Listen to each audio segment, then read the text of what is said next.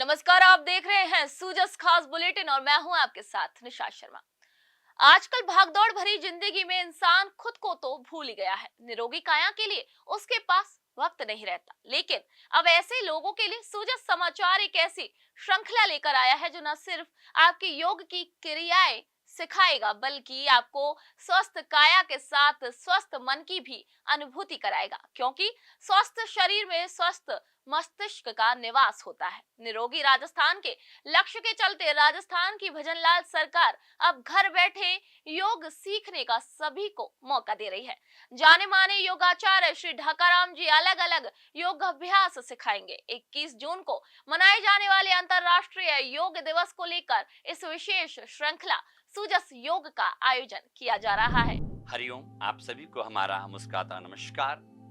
बहुत बहुत आभार हमारे देश के प्रधानमंत्री नरेंद्र मोदी साहब का, जिनके माध्यम से आज योग विश्व में जन जन तक पहुंचा है। इसका यह सबूत है 147 देश एक साथ योग दिवस मना रहे हैं और इस साल का थीम भी है one earth and one health, मतलब एक पृथ्वी एक स्वास्थ्य। हम बहुत बहुत आभार व्यक्त करते हैं हमारे प्रदेश के मुख्यमंत्री श्री भजनलाल शर्मा जी का, जिनके प्रयास से सूचना एवं जनसंपर्क विभाग के माध्यम से प्रदेश के जन जन तक यहाँ मैसेज जा रहा है कि वो हेल्दी और वेल्दी रहें। कहते हैं ना, पहला सुख निरोगी का है, ताकि प्रदेश की जनता अगर हेल्दी रहेगी तो हमारा प्रदेश हेल्दी होगा। इस माध्यम से उन्होंने इसे जन जन तक पहुंचाने का बीड़ा उठाया, तो उनका मैं बहुत बहुत तहे दिल से आभार व्यक्त करता हूं। प्यारे मित्रों, आज हम बात करेंगे योग के बारे में, योग के महत्व के बारे में। योग क्यों हमारे जीवन में बहुत जरूरी है। हमने आपको कहा था, देखिए इस साल का थीम पे क्या है, one earth and one health. मतलब हम सदियों से सुनते आ रहे हैं सनातन में वासुदेव कुटुंबम, हम सब एक हैं। अगर हमारे अंदर प्रेम है तो सात समुंदर पार वाला भी अपना लगता है। अगर हमारे में प्रेम नहीं है तो आपका सगा भाई, सगा बहन या कितने भी नियर एंड डियर हैं, आपसे कोसों दूर रखते हैं। इसलिए प्रेम का होना बहुत अनिवार्य है। और प्रेम कहाँ से आती है? जब हम साधना करते हैं। क्या करते हैं? साधना। साधना क्या? योग की साधना। आज हम योग के बारे में समझते हैं। योग का मतलब होता है जोड़ना। अब बात होती है कि किसको किससे जोड़ें। अगर हम किताबों की बात करते हैं, बहुत सारे टेक्स्ट हैं, बहुत सारे शास्त्र हैं, कहते हैं आत्मा से परमात्मा का मिलन। अगर सचमुच में मैं आपसे कहूं कि मैं आत्मा से परमात्मा का मिलन कराता हूं तो कोई भी नहीं आएगा। तो सिंपल से बात है, योग का मतलब उसको समझने से पहले हम समझेंगे हम अपने जीवन में जो भी काम करते हैं, जीवन में जो भी कार्य A to Z करते हैं, उन सब का मकसद क्या है। क्या बताएंगे? हम कुछ भी पकड़ते हैं उस सब का एक ही मकसद है, चाहे हम बिजनेस करें, चाहे हम नौकरी करें, चाहे हम बच्चों को पढ़ाएं लिखाएं या कुछ भी काम करते हैं, सभी लोग आनंद पाना चाहते हैं। क्या करना चाहते हैं? आनंद पाना। ऐसा कहते हैं ना, सुख शांति के लिए कर रहे हैं। और योग का मतलब ही है परम आनंद की प्राप्ति। क्या है? परम आनंद की प्राप्ति। इसलिए अष्टांग योग में कहा है ना, यम, नियम, आसन, प्राणायाम, प्रत्याहार, धारणा, ध्यान और समाधि। और समाधि का मतलब है परम आनंद की अवस्था।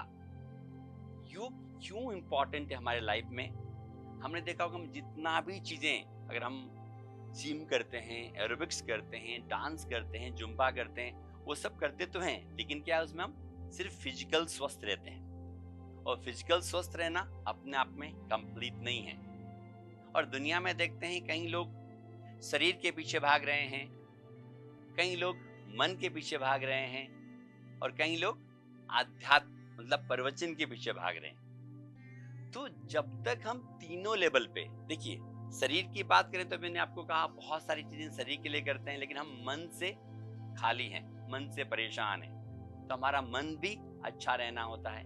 तो मन को अच्छा रखने के लिए क्या करते हैं? प्राणायाम करते हैं। कहते हैं ना, लंबा गहरा श्वास होगा तो हमारा मन अच्छा होगा, और हमारा मन अगर अच्छा होगा तो हमारा श्वास लंबा गहरा होता है। इसलिए जो प्राणायाम है हमारे मनोस्थिति को बहुत बेहतर करती है।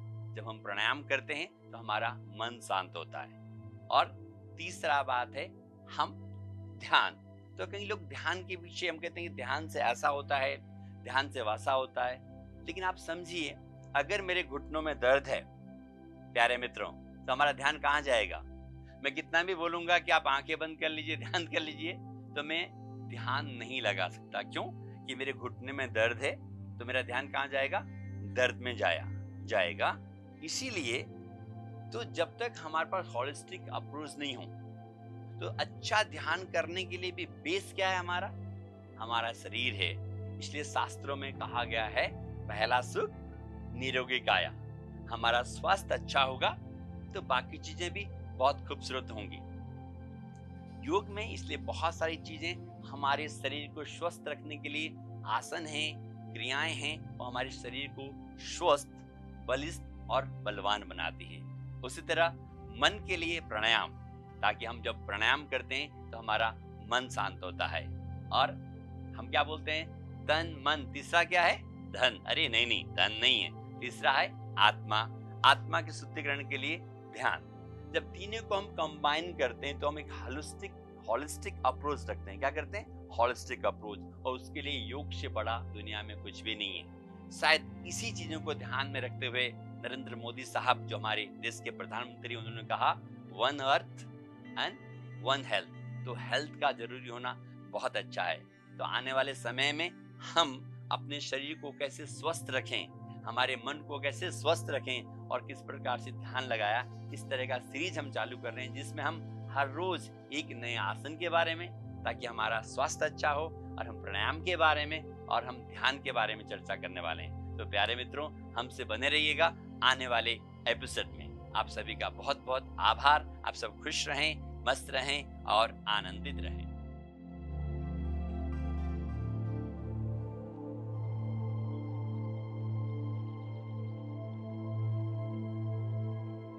हरिओम, आप सभी को हमारा मुस्कुराता हुआ नमस्कार। आज हम बात करेंगे हाउ टू सिट प्रॉपरली, कैसे बैठना चाहिए। आप कहेंगे बैठना कैसे चाहिए? तुम बचपन से बैठते आए, है ना? जो भी आपका उम्र है कहेंगे कि ये कोई बात है, बैठना कैसे चाहिए।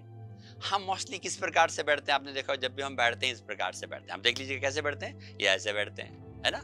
कमर हमारी नीचे जाती है, चेस्ट ऐसा होता है। तो अब देखिए क्या हुआ, मेरा पेट आगे आ गया, है ना, और छाती पिचक गया। एक्चुअली बैठना कैसा है? इस प्रकार से छाती तान के बैठना चाहिए। कहते हैं ना, गर्भ से छाती फुला हुआ रहना चाहिए। अब हम समझते हैं, जब हम सीधा नहीं बैठते तो उसका क्या साइड इफेक्ट है ना?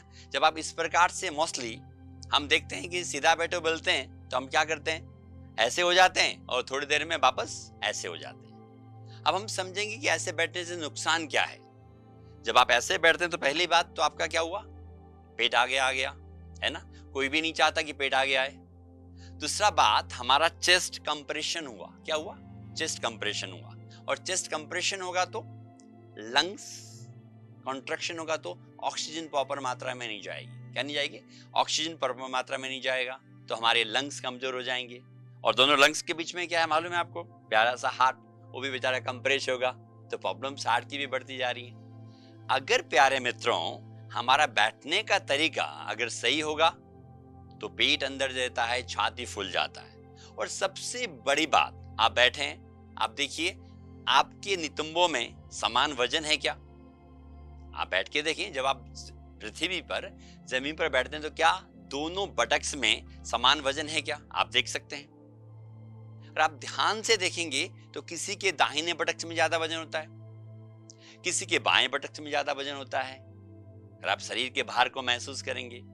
आप मानिए, जब आप 4 व्हीलर कार चलाते हैं, एक टायर नीचे 3 टायर ऊपर होगा, तो आप चला पाएंगे क्या?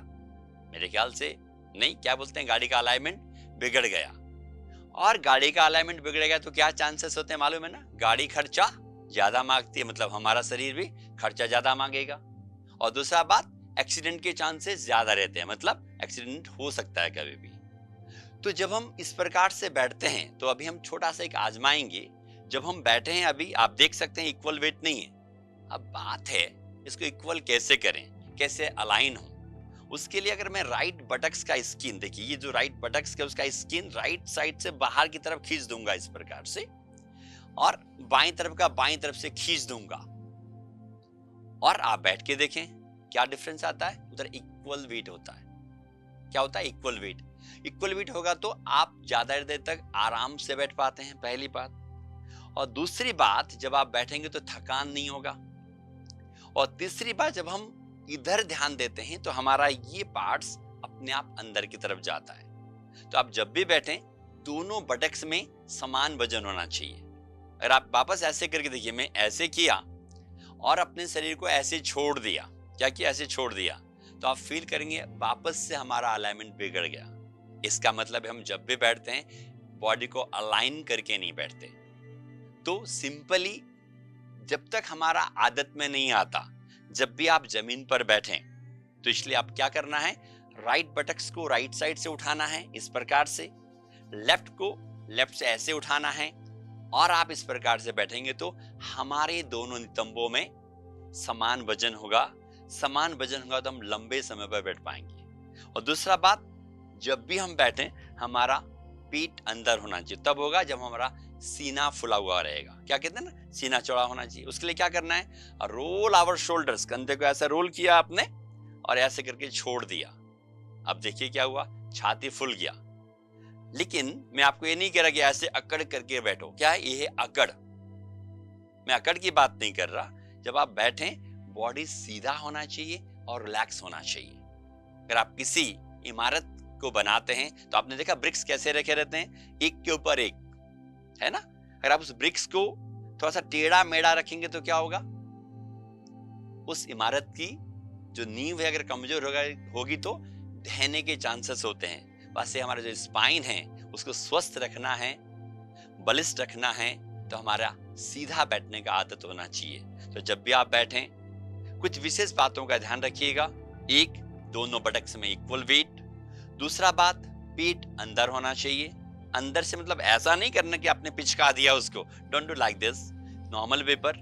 और छाती फुला हुआ, और आपको शुरू में बताया था छाती फुला रहेगा तो लंग्स भी मजबूत रहेगा, हार्ट भी मजबूत रहेगा। तो बैठने का तरीका है, आप बैठ के देखें, इट्स अ वंडरफुल टेक्निक्स। तो आज के बाद जब भी बैठे आप इन बातों का ध्यान रखेंगे तो आप स्वस्थ रहेंगे। और एक बहुत महत्वपूर्ण बात मैं आपको बताना चाहूंगा कि हमेशा पृथ्वी से लगे रहना चाहिए। जब हमारे घुटनों में दर्द होते हैं या कमर में दर्द होता है तो डॉक्टर साहब कहते हैं नीचे मत बैठो। मेरी बात ठीक है, मैं कहता हूँ ध्यान से बैठो। अगर हम एक आम आदमी अगर पृथ्वी लोक में नहीं बैठेगा तो मैं पक्का कहता हूँ घुटने खराब हो जाएंगे। क्यों? एक दरवाजे को आप अगर 6 महीना मत खोलिए, क्या होने वाला है? 6 महीने बाद जब आप खोलने लगते कट कट आवाज आती है ना, उसका वायलिंग चाहिए। इसलिए हमको पृथ्वी पर बैठने का अभ्यास करना चाहिए, और जब बैठें तो इन सब बातों का ध्यान रखना चाहिए। आप सभी का बहुत बहुत आभार। आपसे उम्मीद करता हूं कि आप आज के बाद हमें देखकर सीधे बैठेंगे और ज्यादा से ज्यादा लोगों को मोटिवेट भी करेंगे, ताकि लोग सीधे बैठें। और कहते हैं ना, सीना तना हुआ रहना चाहिए और गर्भ से सीना तना हुआ रहे। आप सभी का बहुत बहुत आभार। आप सभी खुश रहें, मस्त रहें और आनंदित रहें। आनंद में रहने के लिए कल एक और आसन या प्राणायाम के लिए बात करेंगे। तो कल वापस मिलते हैं।